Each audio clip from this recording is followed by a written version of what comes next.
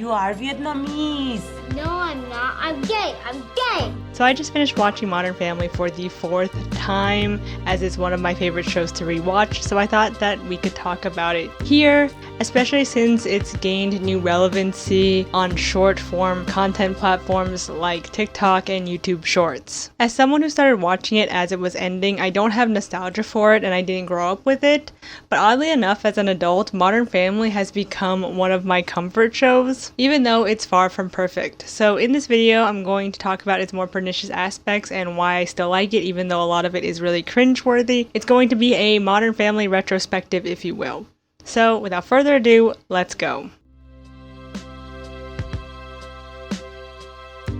So if you don't know, Modern Family aired from 2009 to 2020 on ABC with a total of 11 seasons and 250 episodes. It's a mockumentary-style family sitcom that follows 3 modern families living in the LA area. Firstly, there are the Dunphys, with wife and homemaker Claire, and her realtor husband and self-declared cool dad, Phil. They have 3 children, the popular but not so bright Haley, the nerdy and overachieving Alex, and the ever-clueless Luke.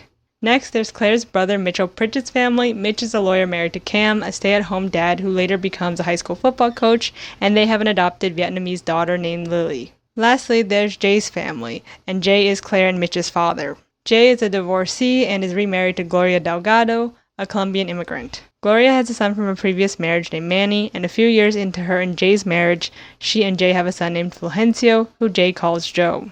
So basically, there's the cishet couple, the gay couple, and the sugar baby couple, or at least that's how they appear on the outset.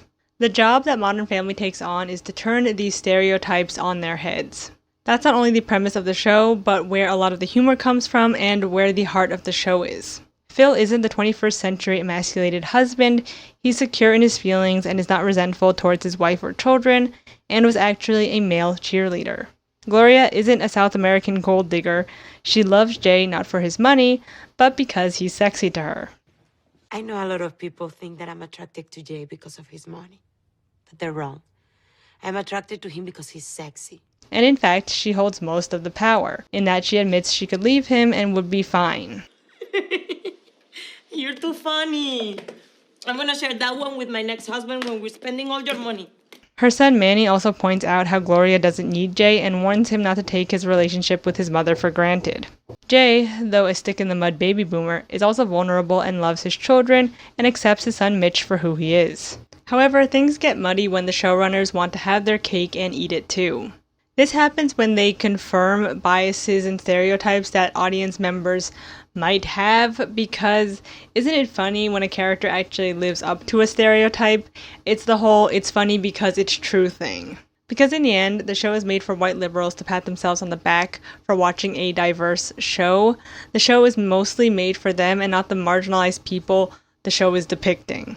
Which honestly isn't very surprising considering the showrunners are cishet white men. In 2016, a New York Times study of 50 TV shows with the most Facebook likes found that Modern Family's audience pattern is the prototypical example of a city show, most popular in liberal urban clusters in Boston, San Fran, and Santa Barbara, California, and least popular in more rural parts of the country like Kentucky, Mississippi, and Arkansas. I will say that even though the show was used by white cis het libs to make them feel good about themselves, the show was inherently political, at least in the beginning, hence why it was disliked by conservatives. Going back to stereotyping, the show picks and chooses what barriers they want to break down and which ones they want to hold up, particularly with Jay and Gloria. For example, Jay is pretty open-minded, dismantling the stereotype that old people are just stuck in their ways. However, the show also uses him to say some pretty heinous things because, to the writers, he's old, therefore he gets a pass to be offensive. In one episode centering on Thanksgiving, Jay says the Native Americans should have fought harder and maybe they'd still have their land. Like, what the actual fuck? The character of Jay is portrayed by Ed O'Neill, who was the patriarch of the 80s sitcom Married with Children, which older audiences are probably familiar with, and he was most likely cast to bring in viewers around his age. Modern Family tries to appeal to basically every demographic, as the cast is so large you can choose who you want to relate to and are invested in, and Jay is there for that older demographic, who the writers just assume are racist even though they're trying to break the stereotype that old people are racist. But even Jay couldn't bring in that demographic, as again, most people who watched the show were white yuppie libs living in large cities. As for Gloria, we'll talk extensively about her in a later section, but for now I'll say, though I love her character and Sofia Vergara's performance, the writers basically take a page out of Raj's book from The Big Bang Theory in that they use Gloria to reinforce stereotypes about the dangers of a foreign land, but this time it's Colombia instead of India. Another character that lives up to certain stereotypes played for comedy is Claire, who's a wine mom for the first half of the show until she goes back to work and becomes a CEO for her father's business. Claire's also written to be promiscuous in her younger years and kind of a wild child, which I guess is supposed to be funny because now she's an uptight mom. This element of her character also exists because then she's seen as a hypocrite for being so strict with Haley, who's a lot like her mom when she was younger. It's also used to bond the mother and daughter duo more closely as they grow older, as once Claire's backstory is revealed to Haley, it makes Claire less guarded and more relatable. I really like Claire's story in the beginning of the series where she has to learn to let go of perfection and talks about how she doesn't like being so uptight, but she's afraid that if she's not, things will fall apart. As someone with a similar personality, I really like that about her character, but I really just also dislike this whole drinking as a coping mechanism on TV shows. The problem is also in The Big Bang Theory where Penny is a low-key alcoholic. Like, are we just not gonna talk about this? As for Phil, Claire's husband, even though he's a cool dad and kind of a dork, many have pointed out that he's also really creepy and makes unwanted advances towards Gloria that are supposed to be funny. He also has a black woman fetish, which is a premise for a joke for an entire episode. But they also give Phil a lot of great moments, so he's a really conflicting character, showing how the writers again want to have their cake and eat it too. There's one episode where he discovers that Haley isn't a virgin anymore, and it kind of wrecks him for a while, and the show has him come to grips with it. Honestly, this is just my opinion, but I think they handled it really well, and show how ridiculous it is for Phil to be upset at his daughter for being sexually active, and even admits how he thinks that he messed up with the way he reacted. I blew it. But when it cuts to Haley's confessional, she says that he handled it well, and that she has a cool dad. I have a cool dad. I honestly think Phil and Claire are the best written characters on the show because they're the easiest to write, as they're white cishet characters writers are used to developing, and have the least constraints as they're the default people in society. It's sad that the other characters in the show couldn't be written as well as they are, but it is what it is at this point. Then there's Mitch and Cam, who are obsessed with not living up to stereotypes, but mainly this is Mitch's biggest insecurity. He states this to the camera and also polices Cam's behavior. Like when Cam runs, Mitch says hands in order to make Cam aware of his hands. Oh god, he looks old. Oh, sorry! Cam, hands! Sorry! There you go. But even though they're afraid of becoming stereotypes, they also like stereotypically gay things like Madonna, Lady Gaga, and old Hollywood icons. They're also a bit snobbish, again especially Mitchell, but is that a bad thing? In and of itself, no, but when it becomes the only representation on the series, it can be more hurtful than helpful. But I do think it's important to remember that at the time Modern Family aired, gay marriage was still illegal, and the Tucker-Pritchett family had big shoes to fill. Almost clown-sized shoes, if you will. They were one of the only gay families on network TV, and they couldn't be everything for everyone. However, it is fair, of course, to critique their characters, and it's quite obvious that Mitch and Cam weren't treated equally on the show because the network was afraid of alienating straight viewers. And in fact, the actor who plays Cam is straight. At the same time, showing a normal gay family was political at the time. Just them existing on TV, raising a child, getting married, living together, sleeping in the same bed, that was important. We are going to talk about them more later, but I will say in this current political landscape in 2023, where hostility towards the LGBTQ+ community is at an all-time high, watching the show celebrate the legalization of gay marriage is awesome, but also really sad knowing where we are today.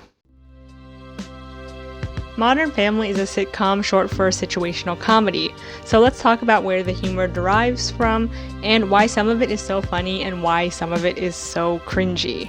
So most of the comedy on the show comes from misunderstandings. For example, when Cam is in a bakery talking to Manny, or when Jay is at the courthouse with Manny the day gay marriage is legalized. And what happened anyway? You've been looking forward to this day for months. I know, but maybe we should wait until next year. I'm still kind of young to be doing this. We're not waiting. I already paid for you and your mother signed off. This is happening. I think these scenes really make me laugh because they're just so uncomfortable, but not in a way that makes me feel secondhand embarrassment like some of the other jokes on the show. There's also the famous scene where Lily is at a Vietnamese restaurant with her family to embrace her heritage, but keeps saying I'm gay because that's her real culture, and Mitch says she's confused. There's another episode in Las Vegas where it's just one misunderstanding after another. They tried to later recreate this magic at a fancy hotel spa, and it's hit or miss. Next, there's physical humor, like when Phil gets tasered or electrocuted, which happens a few times in the show. And of course, there's visual gags like Gloria in slippers at Disneyland and giant stuffed animals on top of Mitch and Cam's car that look like they're doing it. One visual episode the show is known for is told only via computer screen, kind of like how Searching would do a few years later. That was like the show's innovative peak. The things that aren't funny or fun to endure tend to be about race. Like Phil's black woman fetish. Like what? Or all the sexual remarks and actions he makes towards Gloria. Or when Jay is afraid his black neighbors are going to think he's racist, so he gets his black friend to come down and see him. Or when Cam dresses up Lily as Diana Ross. It's very weird and very unfunny. And we'll talk more about how race is portrayed on the show later, but where Modern Family really shines, for me at least, isn't necessarily in the comedy, but the heart. There are a few episodes that have the typical cheesy ending sitcom narration about the lesson we learned today, but the actual heartfelt moments are within the episodes themselves. Like when Phil doesn't say a word when he finds out Claire hired an assistant to help her be a working mom. Or again, when Phil in silence comforts Jay in a storm about his army friends who have passed away. And when Jay breaks down in family therapy talking about his old man. And when Mitch and Cam talk about the stress and loss they feel when it comes to expanding their family. And this is why I still like Modern Family despite its flaws, because when it comes time to show basic human decency, it delivers, and it shows us what family should and could be, which is really important because a lot of us don't get that in our actual lives. My date, Mary Jo Klumsky, left the senior dance with another guy. Broke my heart. 2 a.m. at the kitchen table, my old man's telling me eat the sandwich and forget about her. I didn't even cry at his funeral, you believe that? The guy was my whole world. Not a tear. Everybody looking at me like I didn't love him. But he knew. He had to know, right?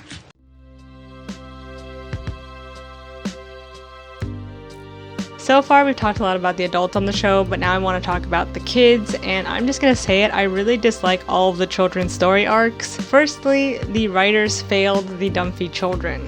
Haley was originally a wild party girl and high school mean girl, but she beat the odds and was finally accepted into college. And actually, the college episode of her moving in is a particularly emotional episode.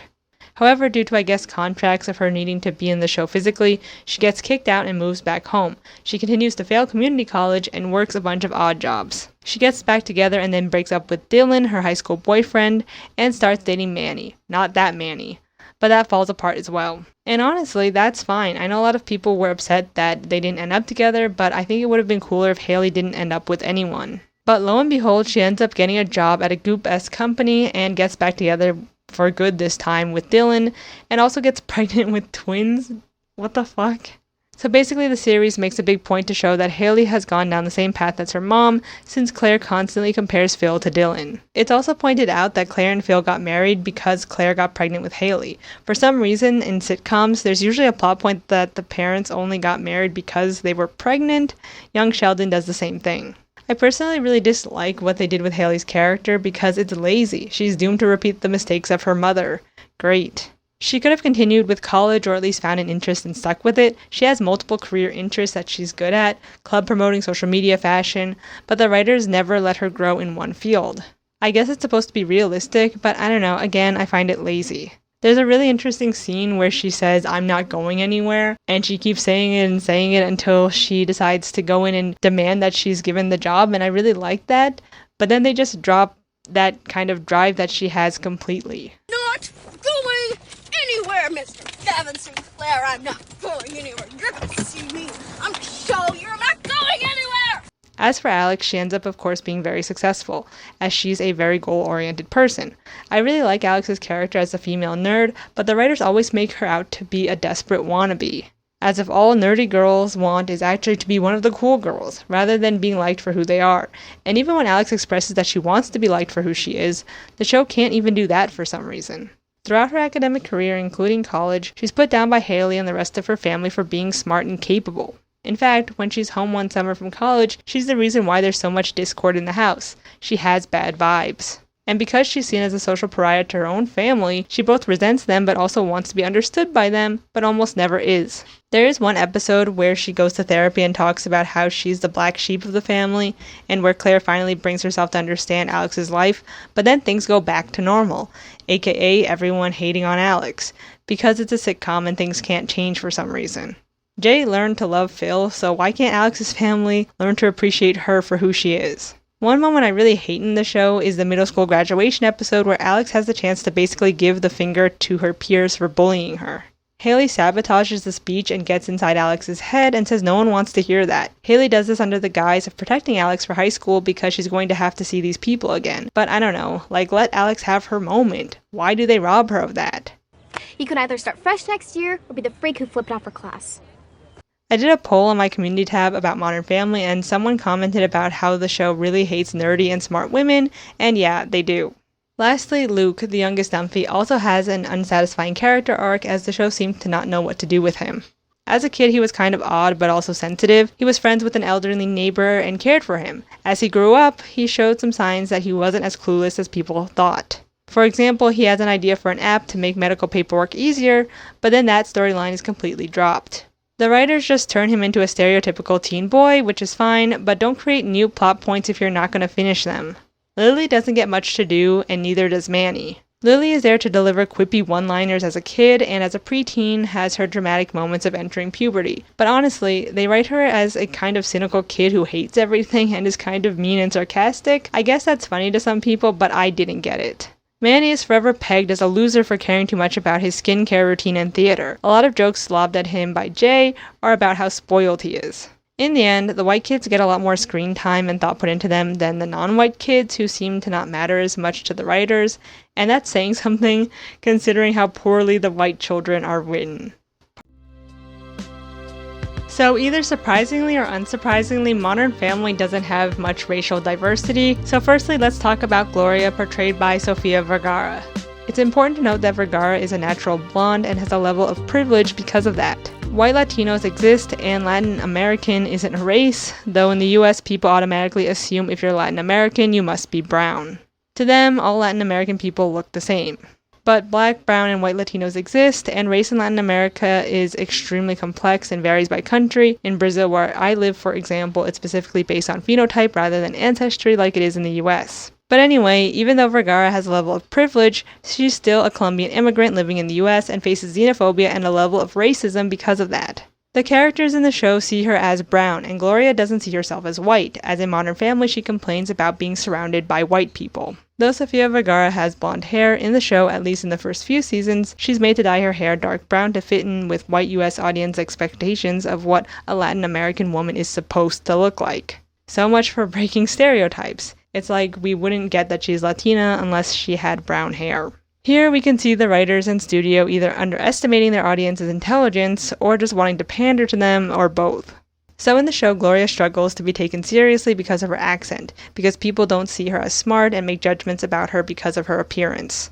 And the show addresses how hard Gloria has it, specifically when she wants Jay and Manny to start speaking Spanish because it's frustrating that she can't express herself fully in her own home with her own family. She famously says, "Do you even know how smart I am in Spanish?"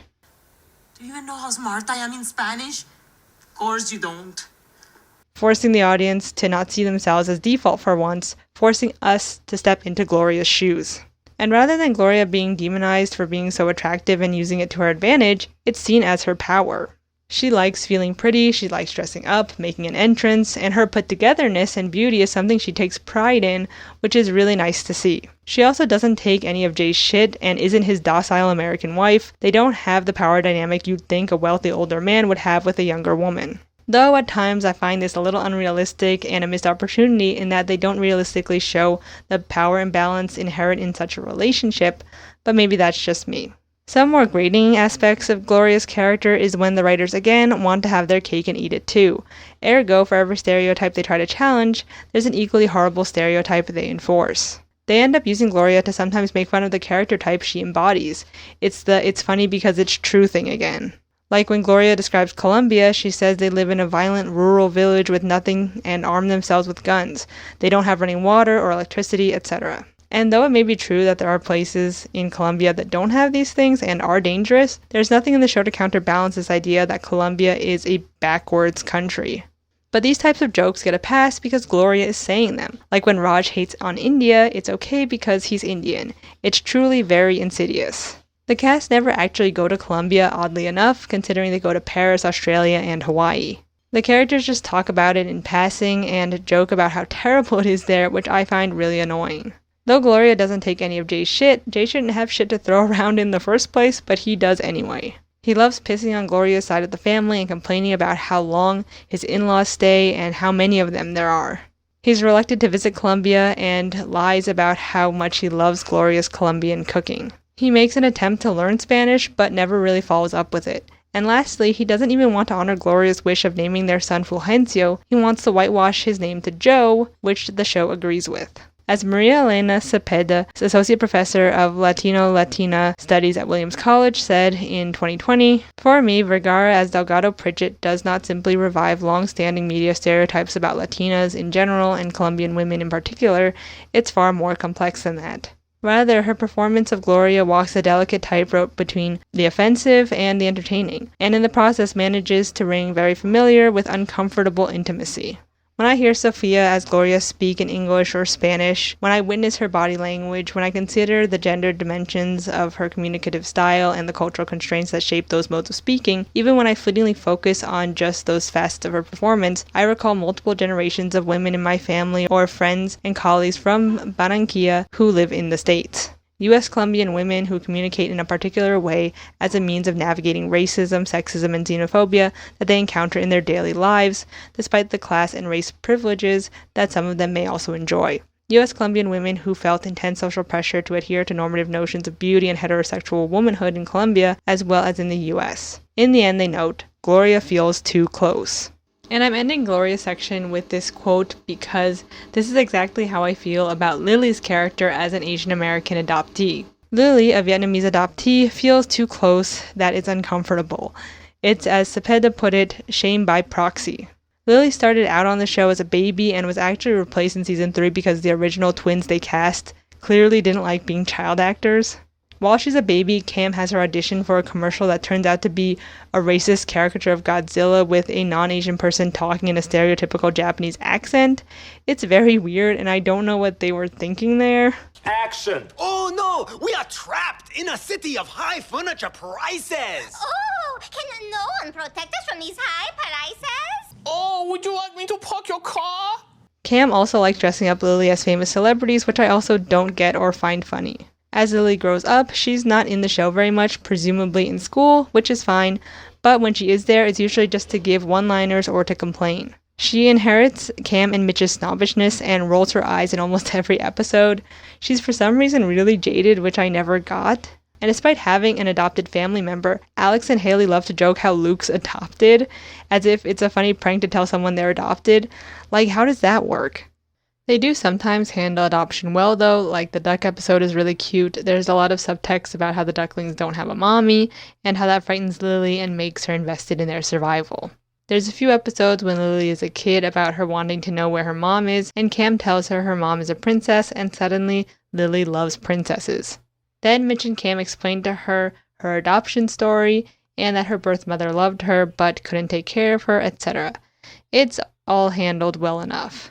But in all, I find Lily's character to be too close to home. Like, I don't know why, but sometimes I feel like embarrassed to be subjected to her. Like, she's supposed to represent you, but it's clear the writers don't really know what to do with her. But personally, I'm not disappointed by her representation, and I think it's good that people see transracial adoptees on TV and are exposed to blended families. Just because it's not great doesn't mean it shouldn't exist. It's like the American Girl dolls. They're not perfect, but they're also not the worst things on the planet, and clearly there's a lot of care involved, but it's just not enough because we live in a society where profit and cishet white people are being put first. And I think what's important to keep in mind is to judge the racially othered characters on their own merits. The best way to truly see if the writers are doing a good job at handling a marginalized character is not to judge them when they're being used as a talking point, but to ask what their character would be if all of that nonsense was stripped away. And I think the writers had a hard time with letting Gloria and Lily just be characters on a show without winking to the audience and constantly lampshading their identities. Like, they could just be grocery shopping and someone will say something that could be taken as offensive, and then Gloria might say, "You think because I'm Colombian I don't know about X, Y, or Z?" And then the punchline would be, "I'm just asking you where the ketchup aisle is," as if minorities walk around trying to get offended at things. The same thing happens to Lily a lot, where the joke becomes she's adopted. I'm not going back. Do you know what happens to soft, entitled kids in Da Nang? No. The characters turn into walking caricatures who can't just exist apart from their ethnicities like the white characters can. I will say, however, that what's left after you strip away all of the mess that the writers make of these characters, there is substance. I really like Gloria and think that when she just gets to be a mom and a person, she's awesome. Lily, unfortunately, still leaves a lot to be desired, but she does still have a character for what it's worth. But again, I think Gloria's character has something important to say when she's not being bogged down by inept writers. As for Gloria's son Manny, there's not much to say about him, as he always just seems like a second thought to the writers. I think Manny got the opposite treatment, like the writers basically ignore his ethnicity and decide to make him boring and forgettable. As a kid, he's mature for his age and looks down on Luke. As he turns into a preteen and teen, his main focus is on girls and theater and being an intellectual snob. Part of his character is also being feminine in that he cares a lot about his appearance and fashion. Like, he has a skincare routine and is invested in pocket squares. He asks his mom which shirt she likes more when they're almost the same color, etc.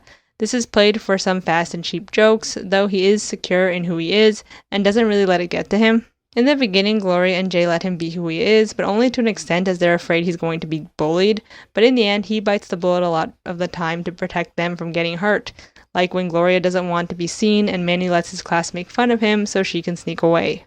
I really like Gloria and Manny's relationship in this series, especially the Mother's Day episode where Gloria is pressured by Claire into saying something bad about Manny. Like, it shows how good of a mom Gloria is, in my opinion, that she doesn't relish in being mean or even just critiquing her kid for fun. Unfortunately, though, in the end, Manny's character doesn't really grow and he just stays comedic fodder for most of the series. Lastly, as Oprah rightfully pointed out in 2010, there are no black main characters on Modern Family. I would just like to say this one thing, though, guys. This is my last season doing the show. I notice y'all don't have many black friends, and I would be happy to move in the neighborhood. And She did it in a joking way in order to not put them on the spot, but like, we all know what she meant. And there aren't a lot of black characters on the show, let alone regular cast members. There's a few celebrity guest appearances, like Kevin Hart is in 2 episodes as Phil's neighbor, but then is never seen again. Keegan-Michael Key is in an episode as Phil's friend and then disappears. Then there's Jay's black friend at the country club named Miles, who's portrayed by Ernie Hudson. And finally, there's Dwight, who Cam and Mitch blindside, the show's words not mine, in that they take him in while his father is stationed overseas. Season 8 and 9 are typically regarded as the worst seasons, and they pretty much are, especially with how they deal with the black characters that they decide to write into the show.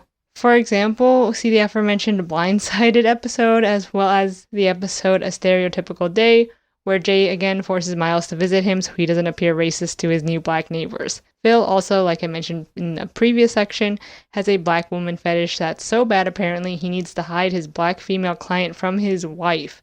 It's so freaking weird and unnecessary, like, who is this for? So when Modern Family came out in 2009, having a gay couple on network television was a big deal. As Jude Dry wrote for IndieWire in 2020, played by Jesse Tyler Ferguson and Eric Stonestreet, seeing a loving and bickering gay couple on modern primetime television was a revelation. Without downplaying the strides made by Will and Grace, Modern Family was the first time a major network has shown a long-term committed queer relationship, and with 2 of its leading characters. That the show was funny, smart, and inclusive in other ways was the cherry on top.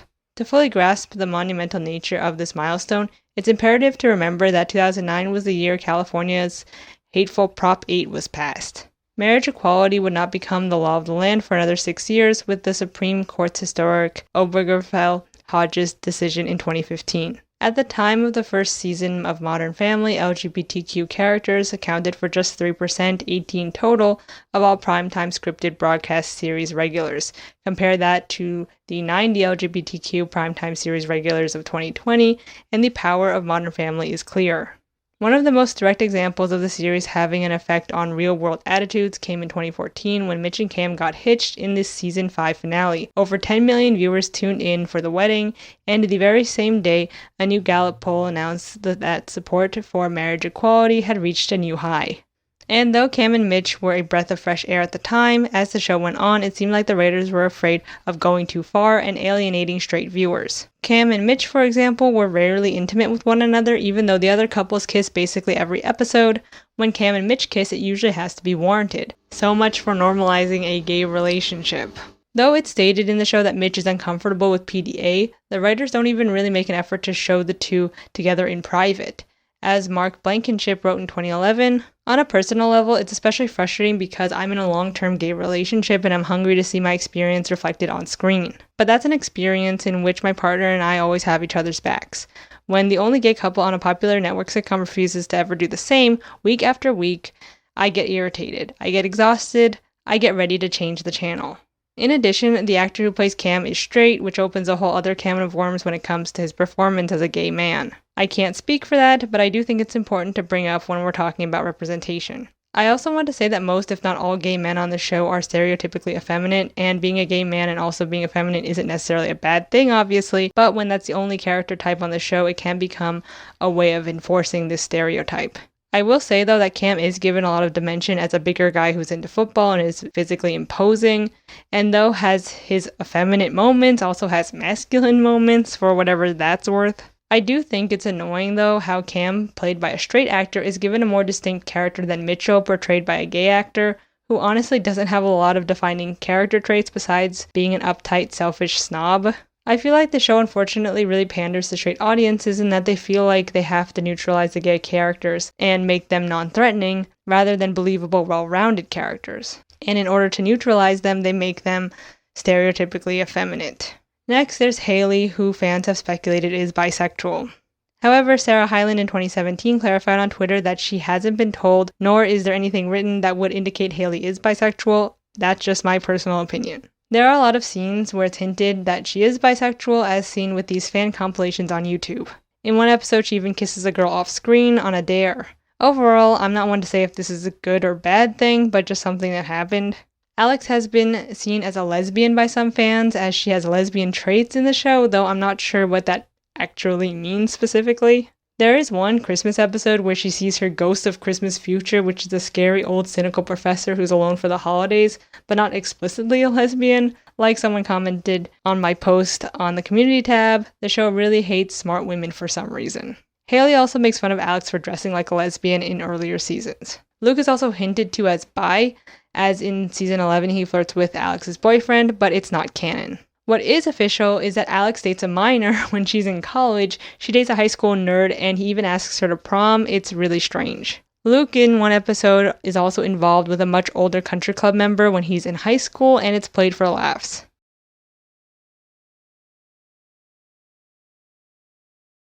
Lastly, a lot of fans critique the show for treating lesbians poorly, as Mitch and Cam are hostile towards them, and the only lesbians on the show we do see are Stereotypes. It's the whole "it's funny because it's true" thing again. One ends up becoming a recurring character that tries to hit on Claire even though they're both in relationships. Some people viewed this as enforcing the predatory lesbian trope. I'm not a lesbian and can't make that call, but what I will say is that I wish that there were more canon LGBTQ plus characters in the show and not just fanon. You'd think that for a show that claims to care about LGBTQ plus representation, the show would become more diverse, but sadly that just didn't happen.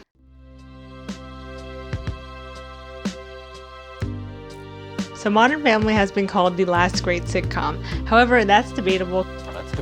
Considering there are other family sitcoms out there, like Blackish, which had 8 seasons and ended in 2022, and also Abbott Elementary, a workplace sitcom. There's also Young Sheldon, which yes, is still going on, and yes, the show also includes an 18-year-old boy impregnating a 30-year-old woman. But Modern Family ending in 2020 prompted a lot of think pieces about the death of the big network sitcom. Millions of people tune into the show every week, and the show was given a sizable budget.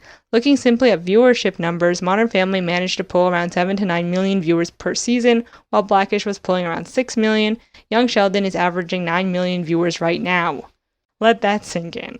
In addition, it's important to note that white people don't tune into black-centered TV shows as often as white-centered shows, so there's a reason why some numbers might be less than others. Good old racial bias. In all, there are still big family sitcoms like Young Sheldon, but honestly, Young Sheldon is specifically made for boomers and Gen Xers and millennials with boomer sensibilities or people who thought The Big Bang Theory was still funny in 2019. Also, Modern Family is based on an original idea, whereas Young Sheldon is just a spin-off series where all the women must have blonde hair apparently. Anyway, I think people cared a lot about the ending of Modern Family because it at least tried to say something important. Even though it turned into a show for cishet white liberals to watch and pat themselves on the back for getting it, I do think the show is important because even though the representation wasn't perfect, it was a step in the right direction.